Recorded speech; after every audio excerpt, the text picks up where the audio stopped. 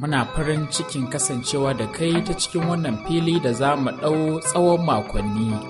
Muna bitar muhimman ayyukan mai girma kakakin Majalisar Wakilan Tarayyar Najeriya, Right Honorable Yakubu Dogara. We are providing the construction of 3 blocks of classrooms in 2 schools in all the local governments of Bauchi State. That is about 40 schools.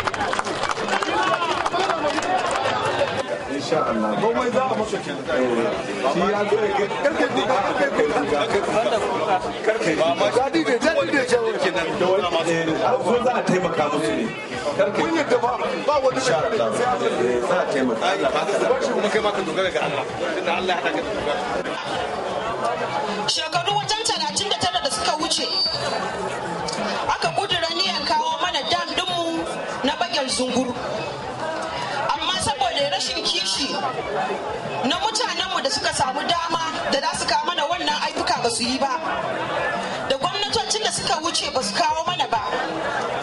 A wannan zuwa nasa bayan tattaunawa da kudiri wanda aka da kuma shi bege da kuma so da yake mana, yau gashi nan muna ganin turawa suna shiga da fita saboda suna shirin tabbatar da wannan dam na bakin zungur ya tabbata, amma ba da aikinsa.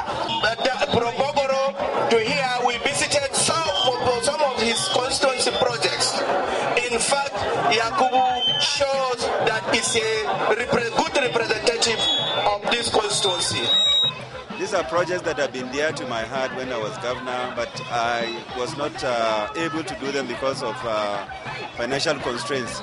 And now that my younger brother, His Excellency, the Right Honorable Speaker of the House of Representatives, is able to bring these projects to our state, I think it is something that we should celebrate, and we must celebrate. Da akwai mutanen da dama yau za su camping zuwa APC. Muna da kusan 200 wanda suna tare da mu a nan. Muna da kuma mutane wanda suna jiran mu inda za mu je mun tashi daga nan. Na ce musu insha Allah cikin rahama Ubangiji matsaloli da suka addabi wannan yanki da jihar Bauchi da ma Najeriya sun zo ƙarshe. Yau din nan cikin rahama Ubangiji Allah da tabbatar da wannan. You have seen that the people are supporting him en masse, and definitely, you know, as you can see, whatever Dogara says goes. So definitely, anybody that will come to tell you anything other than this is wasting his time. So we hope that Dogara will show us the direction in 2019, and definitely the people will follow. Muna farin cikin kasancewa da kai ta cikin wannan fili da za mu ɗau tsawon makonni. Muna bitar muhimman ayyukan mai girma kakakin Majalisar Wakilan Tarayyar Najeriya, Right Honorable Yakubu Dogara. Thank you very much. My name is Ismail. Thank you. Solidarize with him, but to solidarize with all. So let's appreciate the presence of Honorable Danjuma Shidi all the way from Taraba State. Thank you very much. Very much. And of course, you have your own Gimbia here. The Honorable Aisha Jibril Duku, a member of the House of Representatives from Gombe State. Sitting beside her is a member from Akwa Ibom State, coming from constituency in Kano State, is also here. Let's appreciate his presence, please.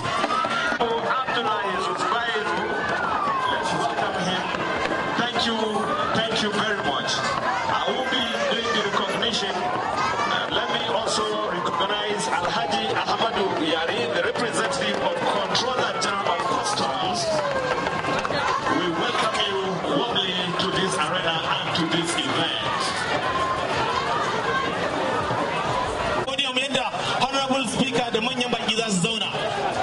ladies and gentlemen, you are most welcome to this historic occasion.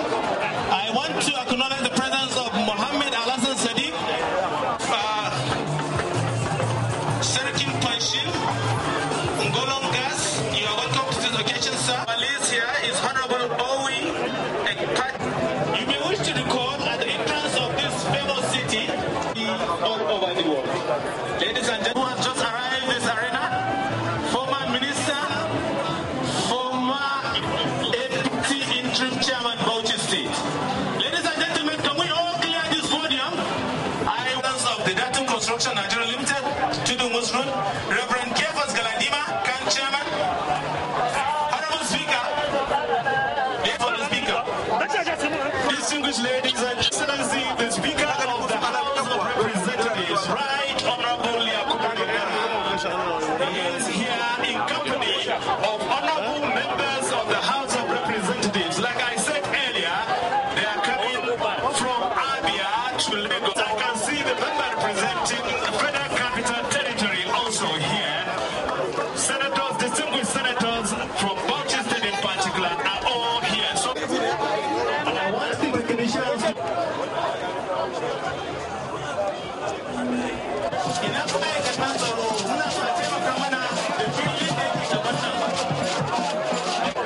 can we all move around? Move to the left.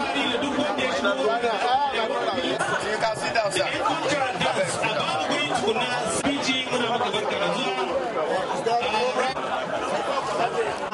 Distinguished senators, honorable members of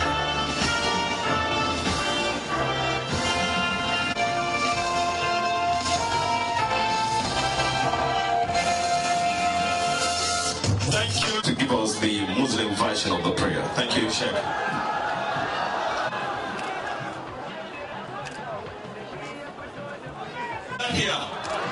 Shugaba Buhari, Allah ya ƙara masa lafiya. Allah ka bada shugaba Buhari Najeriya har hadi. Wannan rabu da mai da ita lafiya. Allah ya sa faqad da'awna ka kama amartana fa'ajibna kama hasanatan wa bil akhirati hasanatan wa qina azaban nar. Of the House of Representatives of the Federal Republic of Nigeria, a man of Right Honorable Yakubu Dogara.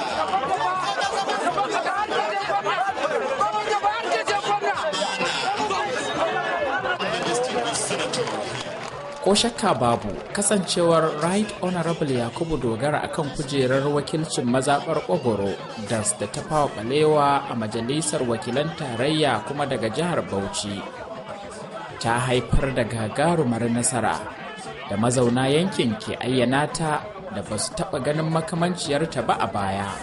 Dukan waɗannan na faruwa ne a lokacin da aka yi la'akari da manyan ayyukan da Yakubu Dogara ya yi dalilinsu ga wannan mazaɓa tasa. Na baya-bayan nan shine bunƙasa wasu muhimman manyan ayyukan sabbin hanyoyi da al'ummar mazaɓar suka daɗe suna mafarkin ganin tabbatuwarsu a wannan yanki. The security and the media team here, the organizers of this wonderful occasion, I welcome you all. Right Honorable Speaker, I would like to seek your permission to allow me to present my welcoming speech in a language that will be generally be understood by all.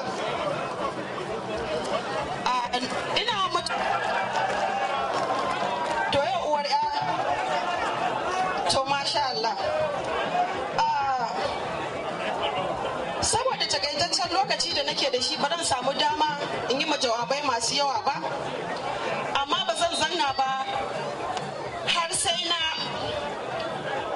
jinjina ga wannan bawan Allah wanda ya zama abin kwatanci a gare ni, ya zama abin kwatanci ma duk wani ɗan siyasa a Najeriya.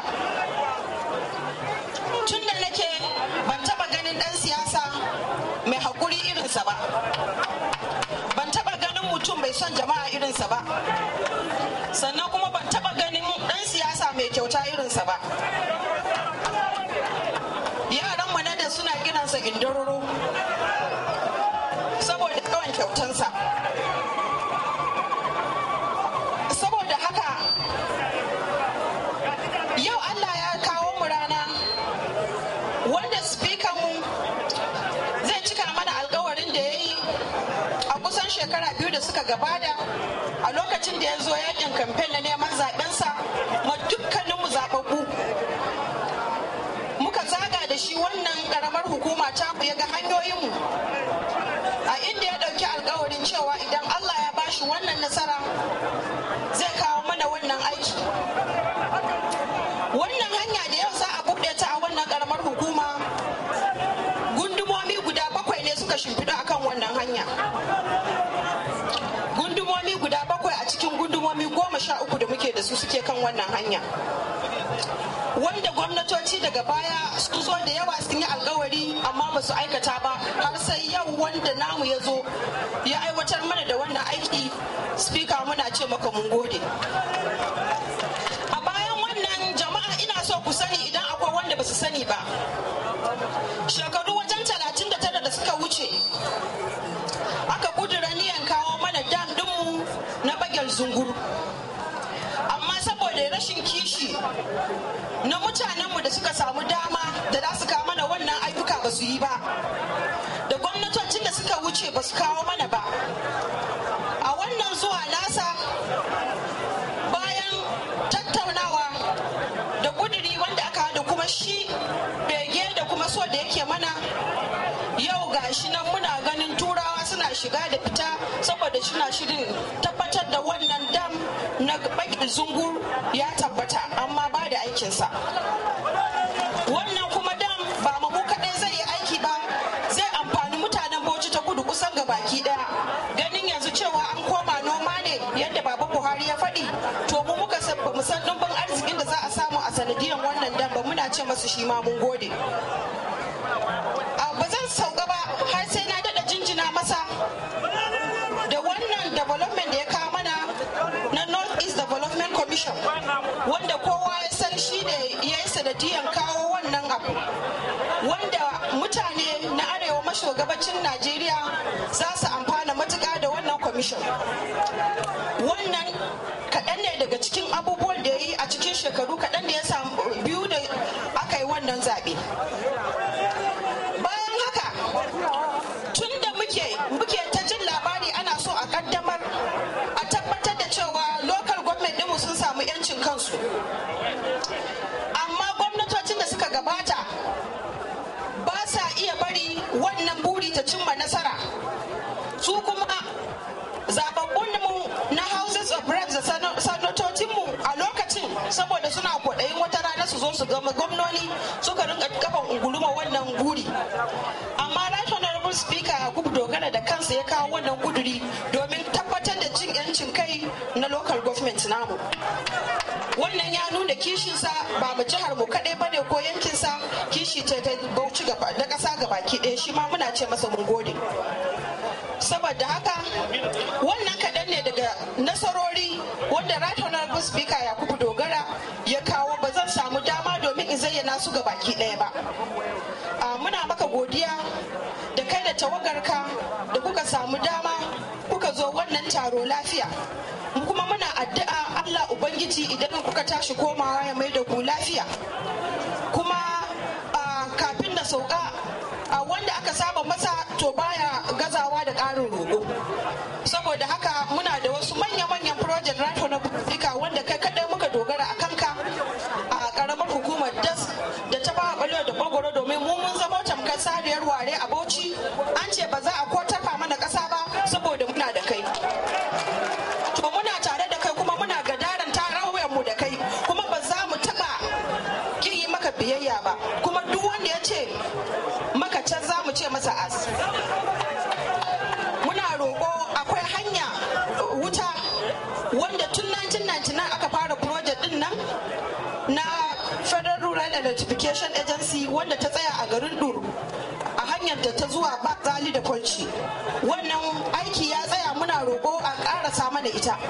Sannan muna da hanya daga GSS da zai tashi zuwa Bangim. Sannan muna da wasu abubuwa wanda suka sha mana gaba. Muna roƙon Sifika da girman kujeranka, muna ƙara roƙo ba duk mun kasa ba, don kai daɗe ka gwiwa na a ƙasa da kai muke gadara. Allah Ubangiji ya ƙara maka girma da ɗaukaka, mun gode. Kuma kamar yadda ake ganin yadda wannan aiki yake gudana, haka suke bayyana yadda suka ji sakamakon wannan namijin ƙoƙari na Right Honorable Yakubu Dogara. To bayan mazauna wannan yanki, manyan jami'ai da aka gayyata wajen wannan muhimmin taro sun bayyana irin salon jagorancin Yakubu Dogara musamman ta fuskar kasancewarsa kakakin Majalisar Wakilan Tarayyar Najeriya, domin a cewarsu su ne mambobin majalisar, kuma su ne ya kamata su bayyana irin jagoranci kamar yadda suke ganin yana aiwatarwa a ƙwaryar Majalisar Wakilan Tarayya. So he is the arrowhead of the bill for the Northeast Commission. If he called us, galvanized us, and gave us the idea, and we went to work. So it's a collective responsibility, even when he is the arrowhead.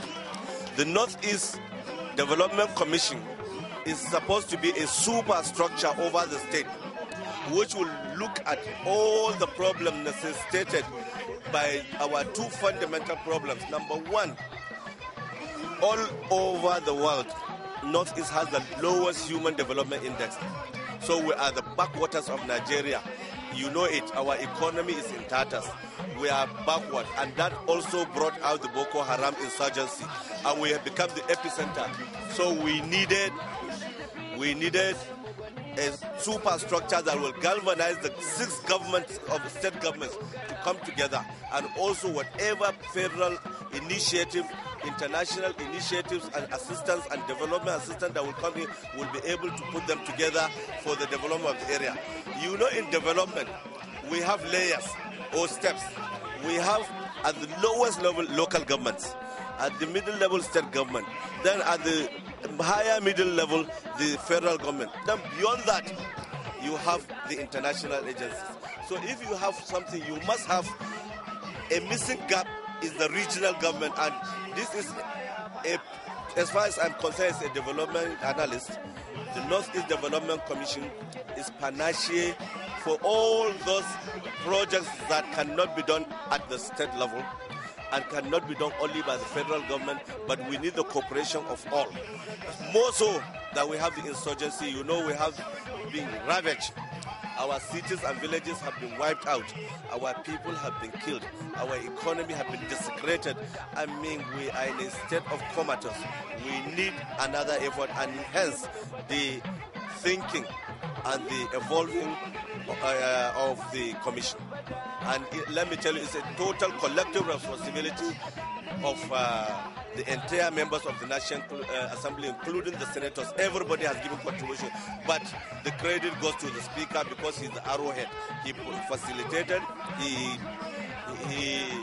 presented the bill in the floor of the House, and he makes sure that it gets accelerated development and get the best legislative input. As to your question regarding the NDDC, we are different. We are different. We want to learn from their mistake. They came in the period of corruption, and whatever kind of funds that were going to develop the Niger Delta, they were not doing it, they are chopping it. But in our own case, what we want is that we don't want anybody to even donate anything to us, but we want people to partner with us, because the Northeast is very rich. Like in my local government, Alkaleri, right now, about 6 companies are prospecting oil. Yes, you know it. We have solid minerals. We have agricultural land. We have water resources. We have markets. So we want people to come up. We have Yankari Game Reserve. We have everything. So what the Northeast Development Commission is different from the NDDC is that we want people to come and partner with us at a regional level to develop our economy, our people, so that we will not be the backwaters of Nigeria again. So that our development index, human capital, infrastructure deficit, everything can all be elevated to the highest level, and we will be equal partners with prosperous regions like the South and Southwest.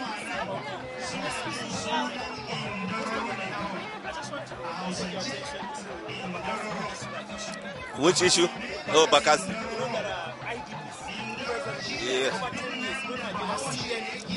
Yes. Yes. Yes.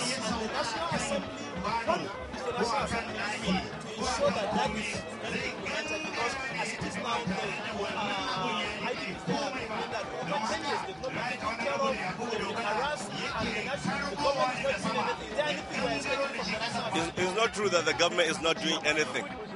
First of all, the role of the National Assembly in the settlement of IDPs and solving their problems and in the Greenfield project is that we have to make the laws. We have done the laws. Number two, we have to oversight. We have done and we are appropriating. So beyond that, the implementation, because of the principles of separation of powers entrenched in the Constitution, is supposed to be taken by the executive. And we always push them to implement such projects through our oversight. However, you have to remember, due to many factors, sliding oil prices, the crisis in the Niger Delta, which make our production came down, the exchange rate, and all those negative economic tendencies have made our economy to go low. So the way it was projected is going to be implemented could not be achieved. But honestly, the whole tenets, principles of implementation of the plan are there. But as long as resources come, I believe it will reel off.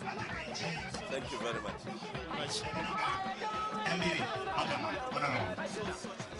Thank you very much.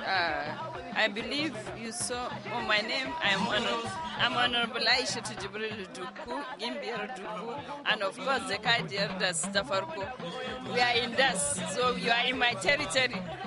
So the plight of women, as you must have heard, 3 days ago, I presented a motion on the plight of young girls and women in the IDP camps. You rightly said they have been raped, and some of them they have been coerced, and some of them have now become so sick and infected by the HIV/AIDS. And we want to see that attention is drawn to the plight of these women. And health issues of women generally have been neglected. Even in our hospitals, you see that mothers are not given the pre and postnatal free. And if we want to encourage maternal and child, we want to reduce death of babies and our mothers, the best thing is to give free pre and postnatal care to our women. So we believe that we have committees in the National Assembly, committees on women affairs, committees on health care services that are being headed by women in the National Assembly, especially in the House of Representatives, that have come up with those bills and those motions that will draw the attention of both the National Assembly, the legislative arm, and the executive arm of government, so that proper attention and care is given to women in Nigeria, because women are the mothers of the nation. Yes.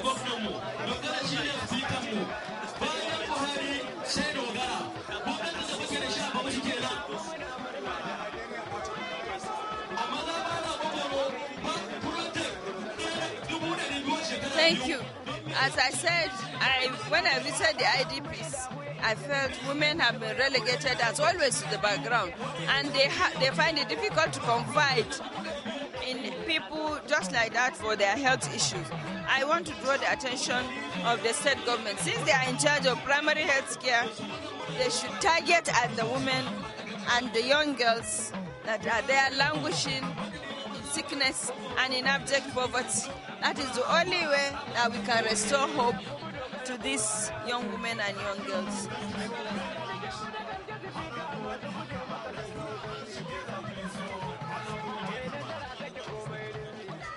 Thank you. Yes, and I want to start by thanking the Right Honorable Speaker Yakubu Dogara for this initiative of the Northeast Development Commission.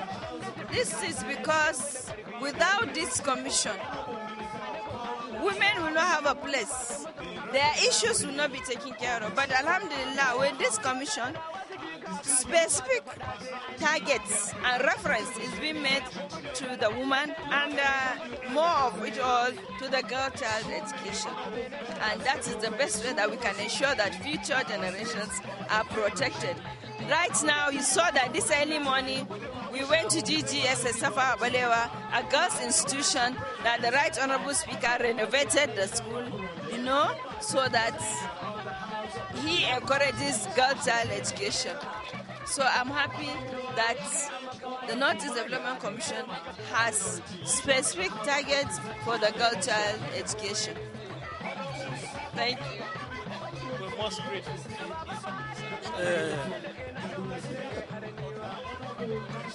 My name is Honorable Sabo Garba. I'm from Yobe State.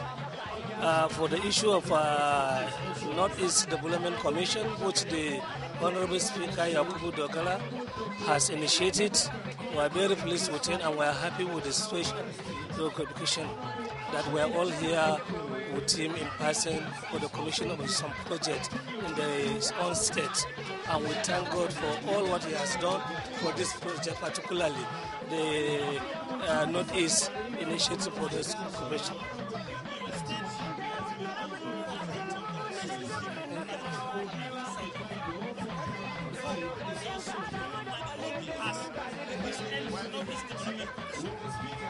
We are talking about generally in this situation of the Northeast, particularly in the whole northern Nigeria or in Nigeria. We thank God for what is happening of the President Buhari, what he has initiated for the Boko Haram to be stopped. So far, so good. We have seen the result on the ground for everybody. You can say about that one. We thank God for that, and we hope it will continue to be like this.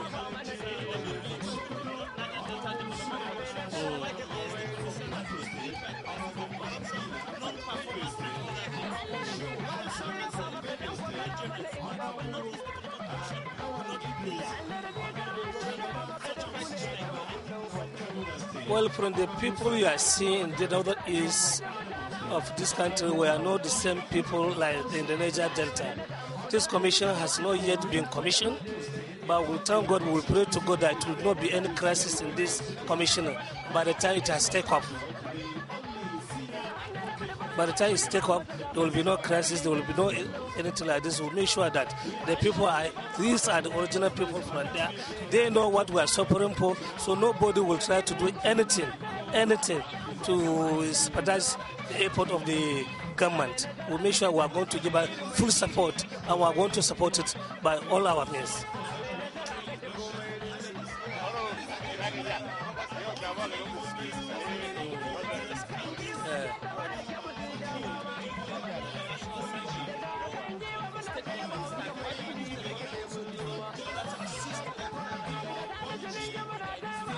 In the IDP curve, it's not only the issue of the government of the federation alone. It's comparing each and every one of us individually, because we were from the Northeast. We too are in the IDPs. All of us, you are saying, because when you are talking about IDP, not only those people in the camp, even including all of us, that there's a lot of them in our houses. There are those people that displaced from their own home to another individual, to their brothers, to their sisters, to their cousins. You see them all over the federation. So we're praying to God that may God help us to make sure that this will go all right.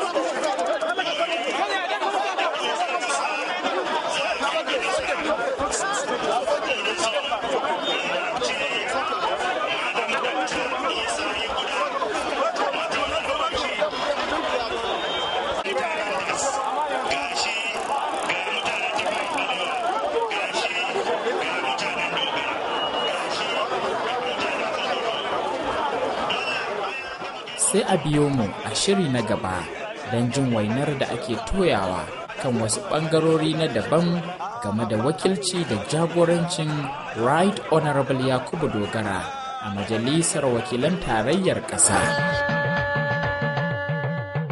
Dogara ne kanmu. Yakubu Allah da ado ala gara kare ka dogara ka da 'yan zamba. Dogara ne kanmu. Yakubu Allah da